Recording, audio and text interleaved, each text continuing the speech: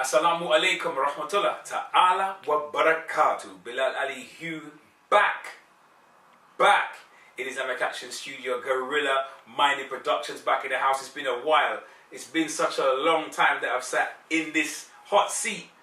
So long that I've changed in appearance. I've grown a beard. I've been locked away in deep study. I've been locked away with business. But I'm back. They couldn't keep me away. They couldn't keep me away, and it's a pleasure to be back. And today we want to explore, we want to look into some of the new developments in the community. There has been a recent panel that was held in East London, Essex, and what's quite profound is that I was recently doing some house clearing, and I found a piece of literature or an advertising brochure, poster, for a meeting that was held in the past.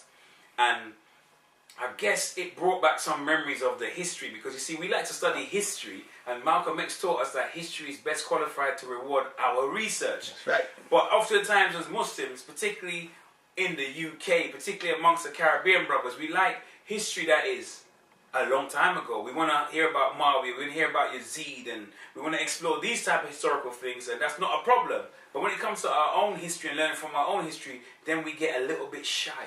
Then we get a little bit reticent. We get a little bit clammed up. Should we really go there? Is it necessary? It's happened already. Let's just leave it alone. Put it down, Brother Bilal. But I won't put it down, and I'm back around. That's so I want to read something and start the discussion off with a little thought-provoking.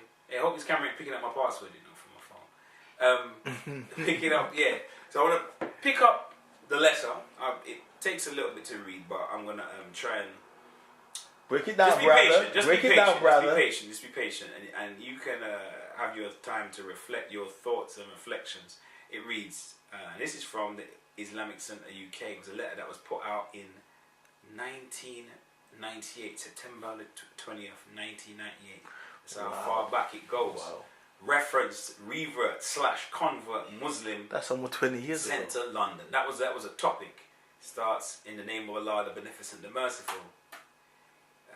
He says, in the name of Allah, the Most High, blessings upon His Prophet, peace and blessings be upon him and his Ahlul Bayt, and all those who follow him in righteousness until the day of judgment.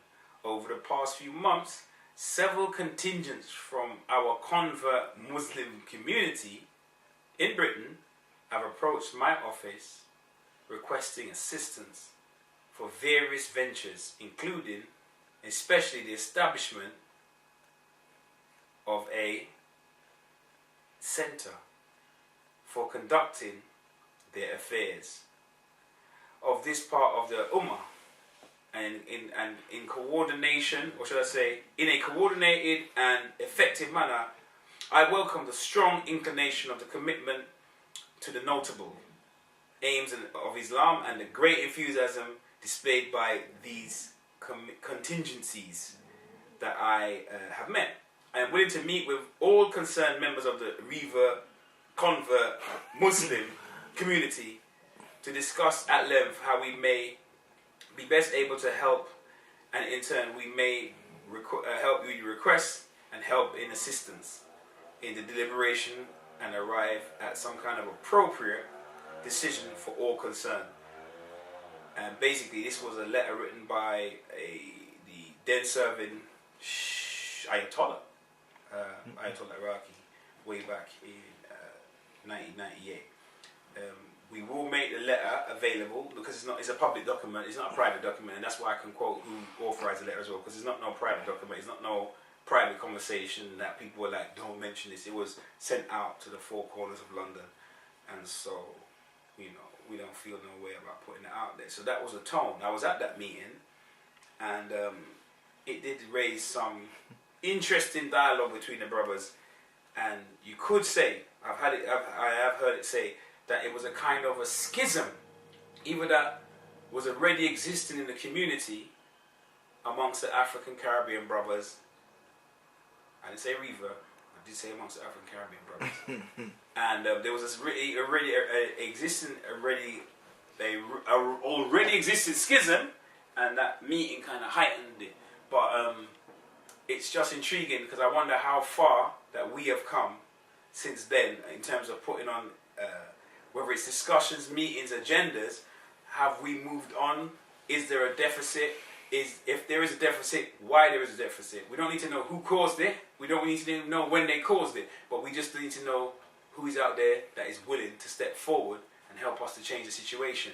So I think there's some questions that have been formulated, that have been designed to tap into my recollection of the history. So I'm all ears, really. I'm at your service.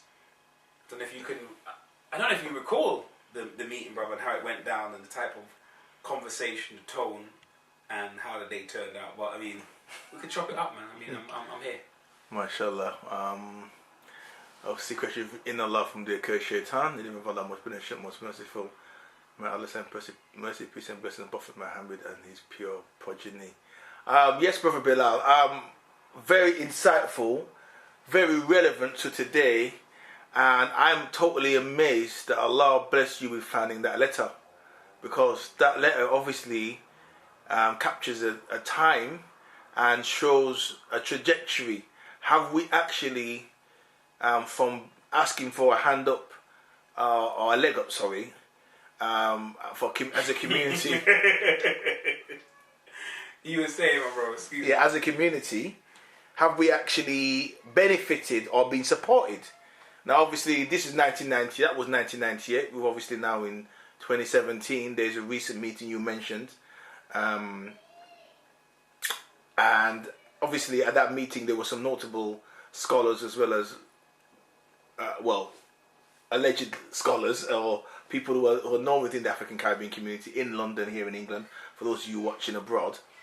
But my question would be, from your personal experience, having been at the original meeting, and where there's a similar meeting happening now, or meeting since then, what would you say has been the outcome of those meetings? Do you think that we have we progressed as an African Caribbean or African Caribbean Shia or Ahlul Bayt, or the followers of the Imams or whatever community you want to call it? Have we actually progressed? Would you say, in your learned experience, looking at the whole picture now, having 20 years able to look at it, would you say we've actually progressed? Would you say we've gone forward? And if so, in what way have we progressed? And if we have not progressed, in fact digressed, to what detriment would you say that has been to the community? Interesting question. I've seen progression. I definitely could say I've seen a lot of progression. But the progression, unfortunately, tends to be on a level of the individual. If you speak to individuals, individual blocks, you speak to various brothers and you reason with them, you find out who has graduated, who has qualified, who has gone on to become a world-renowned speaker, who has gone on to go into the world of business or to do self-employment and become an entrepreneur. You know, there's been progress on that level as individuals, but as a group, it's been retardation. It's been embarrassing. It's been like a pregnancy that was ectopic. It didn't grow in the womb. It was in the fallopian tube. It's stillborn. Mm-hmm. That's what I've seen. Plain truth. Let the chips fall where they're made. That's my opinion. That's my analysis. I'm not here to suppress the truth. I'm not part of this kind of culture, like, for example, where there has been molestation in the family and people agree to a vow of silence out of shame, and then there's somebody being harmed. Now, my putting it out there, using that as a metaphor, right? Mm-hmm. I'm not saying anybody's been harmed, but I'm using it as a metaphor. My putting it out there is because I want it to stop. So I won't sign a pact of silence and of secrecy when it comes to dysfunctionality of our people. I think that even though there are going to be brothers and sisters who might resent what I'm doing and talking about this, or resent what you may say, it's fitna, it's fitna, it's fitna. There ain't no fitna when we want to talk about Marvin and Yazid and history of that nature. When we talk about history that we took part in, that we physically were at meetings and part of our dynamic and part of intergroup dynamic and schism and taking camps and sides. We're part of that. We don't want to talk about that history. That's fitna. But let's go back. Let's pick on Yazid and let's pick on Muawiyah and historical stuff that we got no control over. They're dead. They're gone. They're dead. But we're here, responsible for the things we've done, and maybe a possibility and a potentiality to make change and leave a legacy. And this is one of the things that we're doing on Islamic Action TV, that we're documenting the history. At this point in time, we haven't written, or should I say, we haven't published a lot of the journals and a lot of the articles that document in detail some of the things that have gone on, but we can at least document it in this moving picture from our own TV studio at this point in time. MashaAllah. You want to ask him? Assalamu alaikum, brother Bilal. Wa alaikum salam. A little while ago there was an Islamic Action piece on reverts, and I believe you broke down the word and analysed it and worked out is it a constructive word to describe a community, is it helpful in any way? And I think the consensus that was reached was that it is a misplaced term, and that it doesn't accurately reflect who we are as people. It deliberately seeks to cripple us or define us as something a deficient unity in some way. So is the assistance, as much as you can call it assistance, being misplaced, and how do you think it can be better directed to the black community in particular? I think that brothers and sisters need to be able to name the elephant in the room. I think that there are some specific issues that have gone in the community. When I say the community, I'm talking not just the mainstream Shia or Sunni or mainstream Muslim community in London, but say, for example, amongst African Caribbean brothers and sisters, there's been some specific problems, some specific challenges, because we come with a specific history and a legacy. And I think when you don't take that into consideration, you don't take that into the conversation, I think that it's a form of people trying to deny their history and start from the year zero almost, and it really doesn't work. Joy DeGroot talks about this post-traumatic slave syndrome and the whole psychology, and we've got a whole host of people like Naeem Akbar, we've got Wayne Nobles, we've got Islam Muhammad. Exactly, but in the modern times, I'm thinking of even the controversial Umar Johnson. Just a few people we can speak about who publish from the diaspora. It's a shame that I can't name people necessarily from the Caribbean off the top of my head like that. Psychologists, I know they must exist, but in terms of work that's out there that we know about, there's work that's out there that we're able to review, to explore, and I think that by not naming it and it's been crippling. It's been crippling by using these words that are vague and elusive and just inferring and almost like a nod, wink. We're supposed to know what it means, like the reverts will be there. You know, and no, I don't know. What issues are you speaking about? I think that if you look at most of the communities that have come together, they've come together on a shared history, shared language group, come from a certain geographical place in the world, and so there's a kind of ideological cement. Islam is there to regulate. I mean, that shouldn't be the be all and end all, but there's a kind of clan loyalty that exists, and it somehow helps that vehicle, which is their community, to at least fly. If it's not soaring, it gets off the ground. And I think we're shy, and that's been part of our problem. Very good point. Excellent answer. Do you think though that touching on what the last question, the post-traumatic slave syndrome, has it in some way, and use yours, perhaps maybe look at it from a psychoanalytical perspective, is it basically that the trauma of slavery, shall we say, or the trauma of this massive trauma that has not been addressed in that community from historical perspective, as you mentioned, and an ontological perspective, has created this kind of blackout within us that we don't really want to, or whiteout, right? We don't really want to say and name what it is. You said the elephant in the room, that we are not fit on some level. We can't function really as an Islamic community. We don't want to accept the fact that we cannot function because we have these massive deficits via slavery. So, for example, many of us growing up without fathers, so we're constantly looking for masculinity, looking for male strength. And our family structures were destroyed in slavery. So the idea of institutions, we struggle to form them. We struggle to form banks or businesses or economics, or to use our intellect outside of, say, music and sports, because of this massive trauma that we've kind of hidden, to not want to be who we are. Almost like when the first generation of Caribbeans came here, and now their parents didn't want them to speak Caribbean or be Caribbean. They had to be English. Yeah, I hear that. So you created... No! Don't say it like that. It's not like them. You born here. You born here, yeah. So basically you create this false narrative. So when people, whether they're Sunni, Shia, whatever they want to call themselves, they're still carrying this damage, this blocking out, this I can't deal with it. So I'm going to have this Munchausen effect, which is we're going to love the people who oppressed us, and we're going to be like them. So if we're Shia, we're going to follow the Persians and be like how they are, dress like they are. Have meetings like this week, and all the brothers I don't respect. Nobody dressed in their traditional dress at a meeting discussing traditional African issues, for example, or Bilalian educative issues, right? But you're all dressed in Persian, Zoroastrian clothing. How oxymoronic is that? Now I've started probably digressed a bit, but I hope you get the gist of what I'm trying to say. Is how emasculated, how homogenized, how pasteurized, how boot-licking and back-bending and coonified and buffoonified is the community in reality. Let's call a spade, a coon, right? A swamp-running coon, what they are. This is what's happening.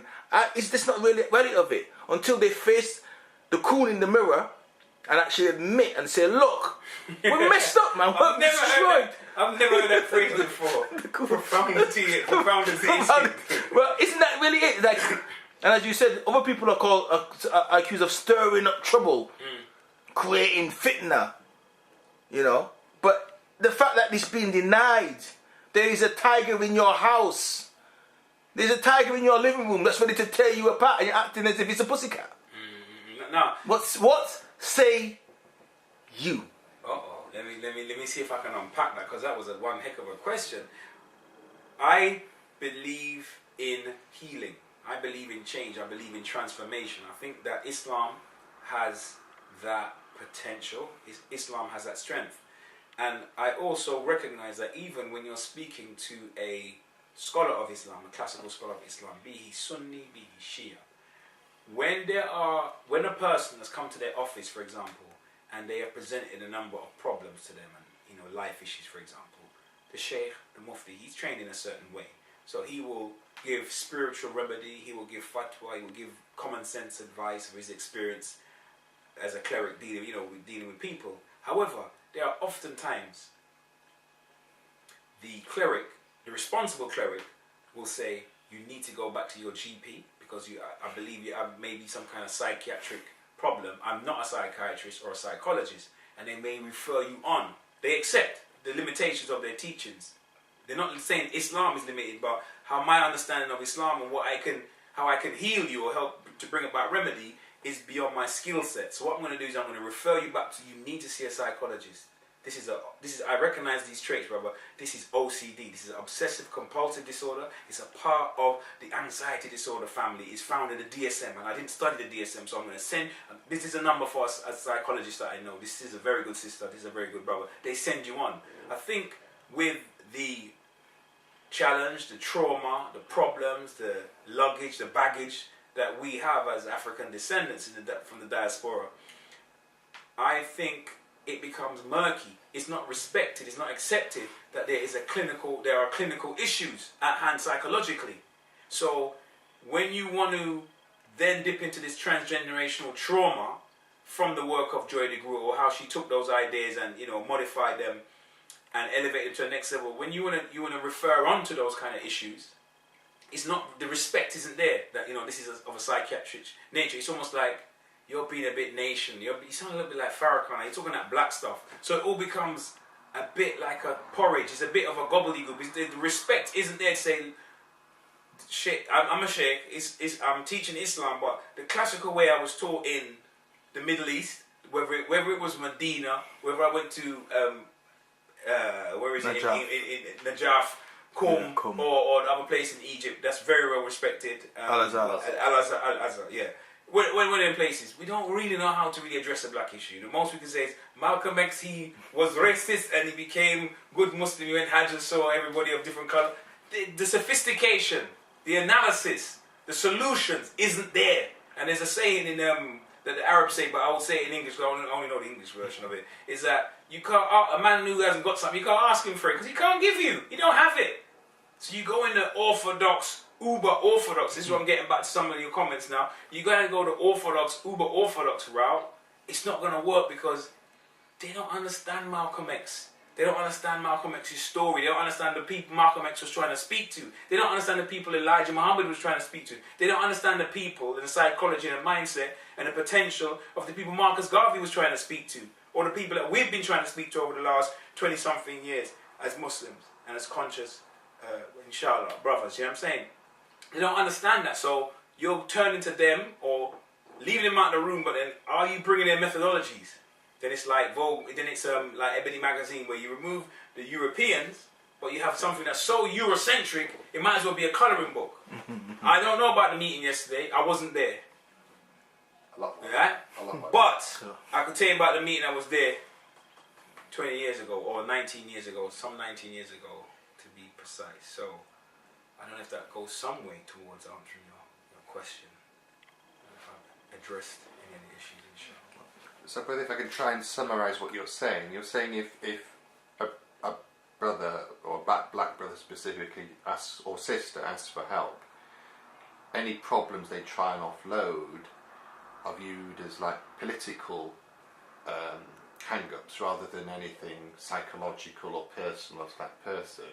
So it becomes a them and us scenario. Well, you know, Allah knows best. So sort of deflect it away in some sort of patronising manner rather than get to the core of the issue. Yeah, You think you're still struggling on a political plane with the people who you're trying to get help from? Well, definitely. And so you have to ask or question: does it even make sense? Like what I'm saying, let me just put it out there. When it comes, as African brothers and sisters from the diaspora, I think when it comes to generic Islamic issues, I don't know how to make wudu, I want to reach higher spiritual states.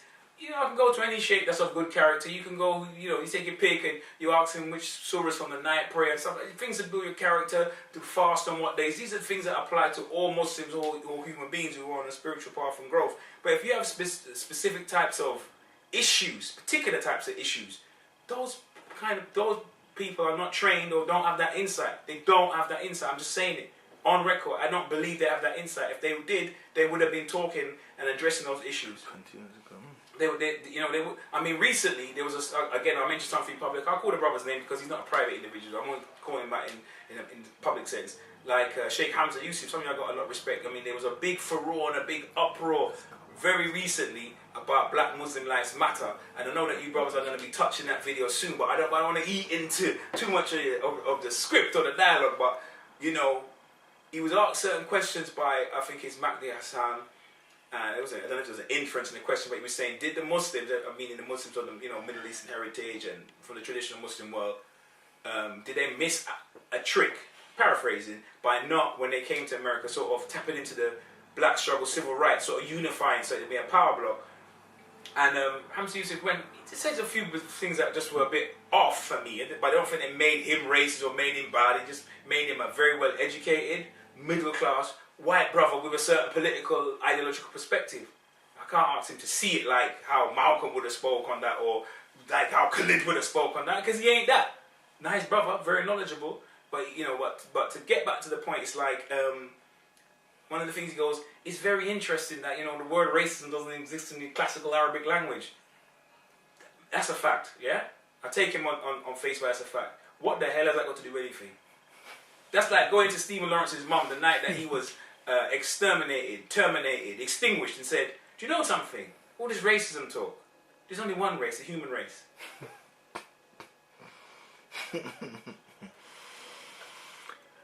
Oh, profound. I mean, we have to come to an end, but I could listen to you all day ad infinitum. It's all just two questions I want to touch upon. Because very briefly, the first one is, again, on the psychoanalytical perspective, and this might sound controversial, but I'm going to put it out there anyway, because this is what Islamic actually is all about, pushing the boundaries as much as possible, and seeing, you know, how strong Islam adapts and deals with these boundaries that we push, because we know Islam is strong and Islam It's not, it's not gonna just give. It's, it will give, but it'll come with something strong.